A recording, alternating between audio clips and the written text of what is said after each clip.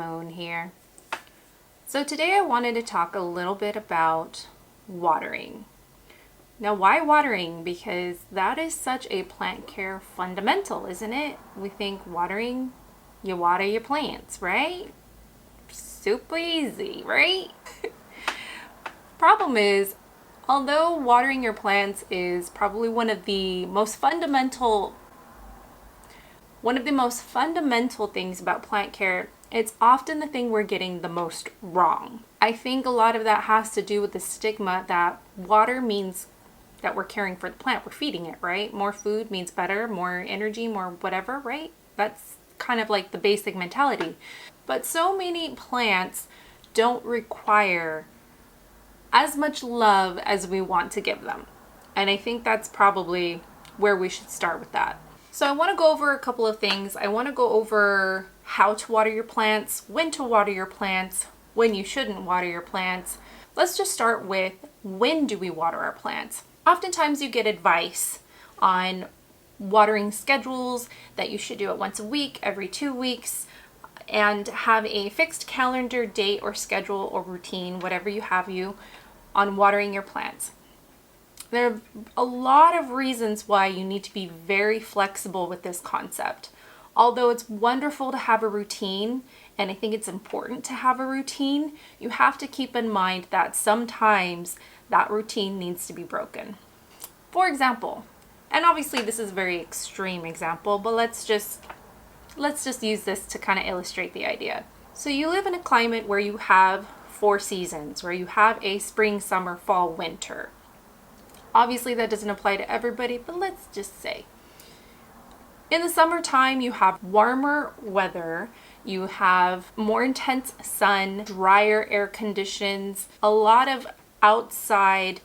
have a lot of outside factors that would influence how fast the water in your plant or your home essentially would evaporate. Versus winter, that might be colder, that might have more rain, you might have less sun, where water would evaporate a lot slower. So common sense is that we would water more in the summertime and water less in the winter, because our plants are able to retain the water in the winter more easily.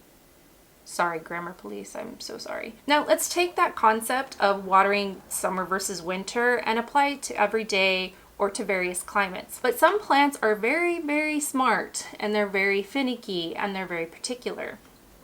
So on the average week, given any time of the year, you might have different conditions on a Monday than you would have on a Friday. You might have different conditions from one week to the next. And they could be very minute and very small changes. It could be maybe a change of 5 degrees in temperature or less, but our plants are not always accustomed to that.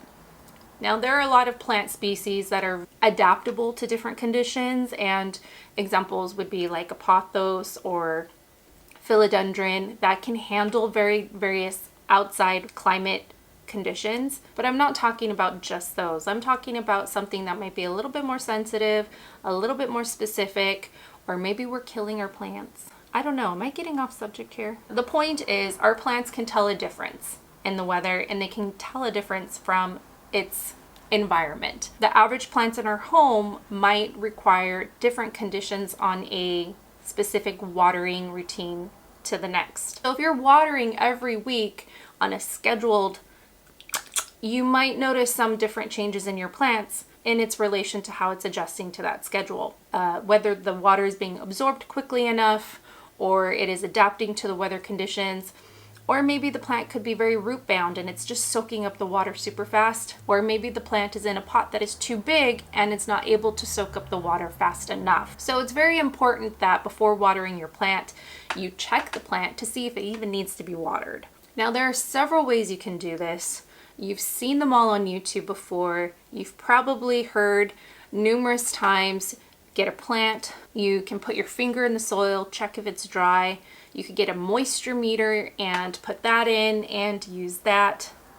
I've heard people say you could take a chopstick and stick it in the soil, pull it out, see if it comes dry. Either way, there are many, many methods on checking the soil in your plant to see if it's dry or the plant needs to be watered. Regardless of what method you choose, check it. Check the soil first. One of the things I personally do is I do tap the top inch or two of the soil with my finger to see if the top of the soil is dry. Immediately, I will know if it is dry that I'm going to check the soil on the bottom of the plant. Having my nursery pot or my plant pot, I will often check to see if the soil is dry from the bottom. Then I know if I'm going to need to water my plant. Right now, I know this Peperomia obtusifolia is very thirsty because the top is dry, the bottom is dry, and it is very top heavy and light in weight from the pot. So I'm definitely going to be giving this a drink right now.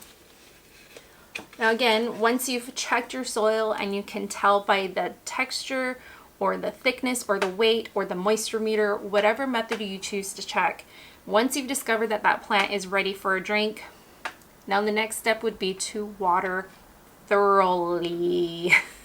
Now, what does water thoroughly mean? Water thoroughly means that you're going to ensure that water reaches all of the surface area of the pot, the top, the sides, the bottom, that it is fully saturated. Now, here's the kicker. You absolutely need to make sure that the plant soil medium, that this can drain.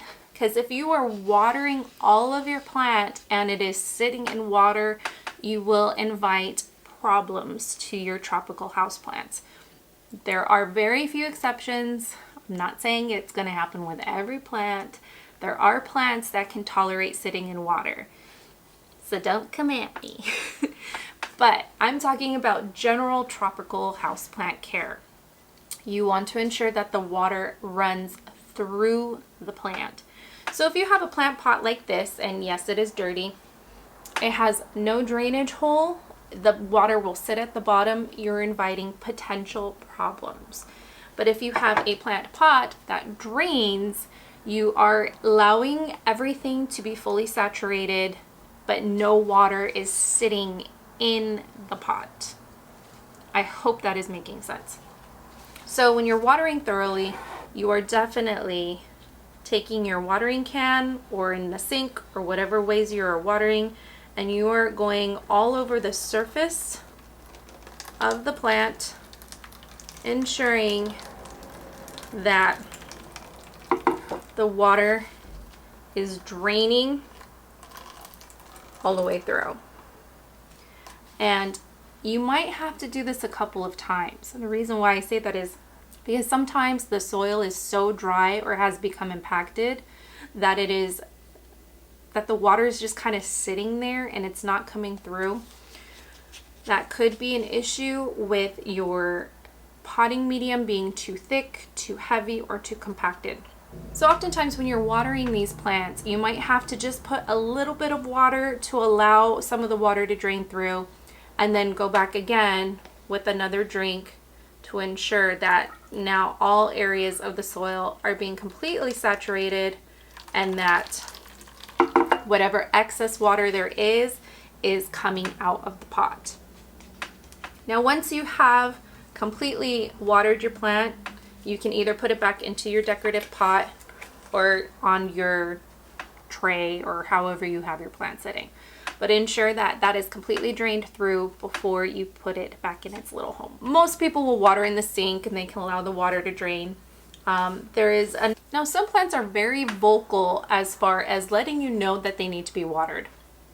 A more succulent plant will often give you signs that it needs to be watered by the way that the leaves look or feel. So because not every plant gives you a universal, hey, water me sign, again, go back to step one and check the soil. So now you know when you should be watering, and that's essentially anytime your plant is showing signs that it needs to be watered. It's usually wise to err on the more underwatering side for the majority of species.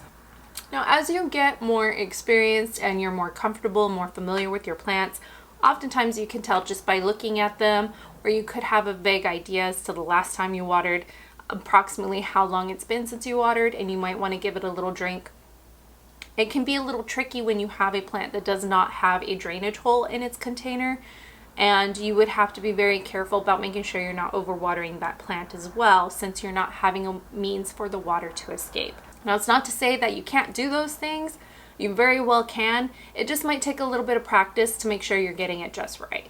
Now, oftentimes you can determine your plant's watering needs based on where the plant originates. So if you have a more water-loving plant, for example, a plant that might naturally grow next to a lake or a pond, or you have a plant that is a desert species that is used to getting very little rainfall throughout the year and lives in a very rocky or sandy soil, knowing where the plant originates from is going to give you a big hint as to when you should water it. Now again, because every species is different and has a different voice, you might find different symptoms from the plant to tell you different problems as well. So it's very important that you are paying attention to your plant and really noticing which symptoms correlate with what's happening in the soil. I would say probably the majority of the questions I get regarding plants from people almost always stems from watering or watering issues. So I think it's fairly safe to talk about the basics and the fundamentals of watering your plants, just to ensure that we're getting probably one of the most important things right. I think overwatering is probably the biggest issue. If not, it's definitely top 3. I'm just kind of going over what I do with my plants because how I like to take care of them. I think I'm losing my voice. I'm definitely losing my voice. Thank you so much for watching, guys. I really appreciate it. Let me know how you water your plants. Are you a bottom waterer? Do you water from the top? Do you water in the sink? Do you use a watering can? What's your routine? How do you do it? I want to know. Also, if you have any tips on watering, I really appreciate that, because I know we all have our own different methods of how we do it, and I think diversity is pretty awesome. I want to know, because I might find a way, because I might learn a way that you guys do it that I think might work. You never know. Just share. Let me know what you think. I'm gonna stop talking like a fool right now. I'm kind of embarrassing myself. I'm sorry. Alright guys, I'll see you in the next one. Bye!